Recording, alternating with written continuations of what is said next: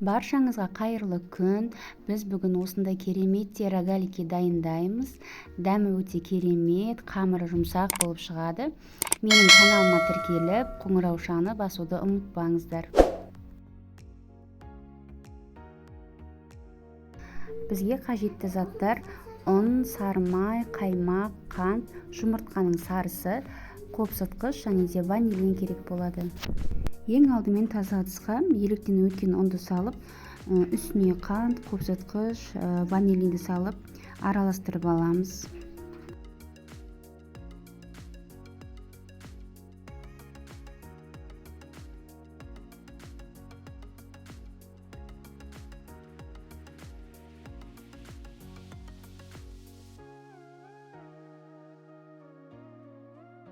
Кейін ұнымызға бөлме температурасында тұрған сары майды салып, қолымызбен осылайша үгітіп, крошка жасап аламыз.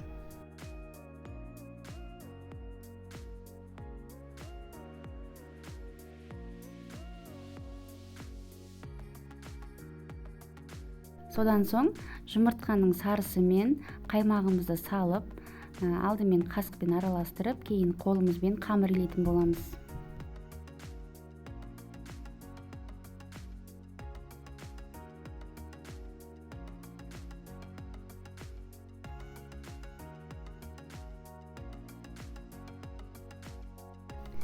Бізде осындай қолға жабыспайтын жұмсақ қамыр шығады.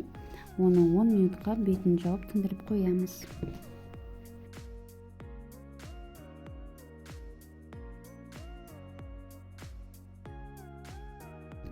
Енді қамырымызды оқтаудың көмегімен дөңгелек етіп жаямыз. Қатты қалыңдай етіп емес, қатты жұқа да қылмай, орташа қылып жайып аламыз.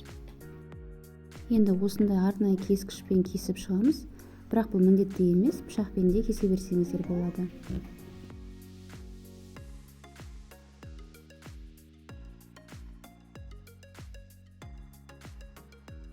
Қамырымыздың үстіне салмамызды салатын боламыз. Менде осындай қайнатылған сгущенка.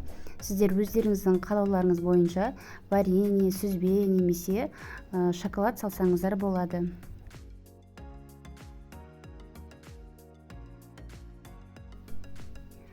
Ішіндегі салмамыз ағып кетпеуі үшін алдымен осылай жауып, кейін видеода көрсетілгендей етіп, осылай әдемілеп орап шығамыз.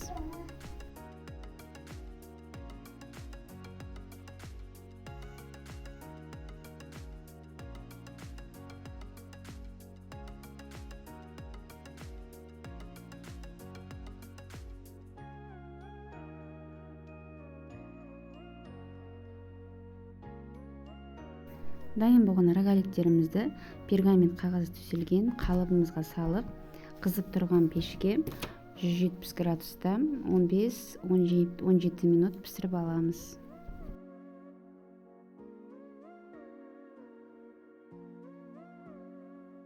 Мінекей біздің дайындаған рогаликіміз осындай әдемі болып пісіп шықты. Көріп тұрғандарыңыздай өте жұп-жұмсақ, ал дәмі енді өте керемет болып шығады. Менімен бірге болғандарыңызға рахмет. Сіздермен бірге болған Айгерім.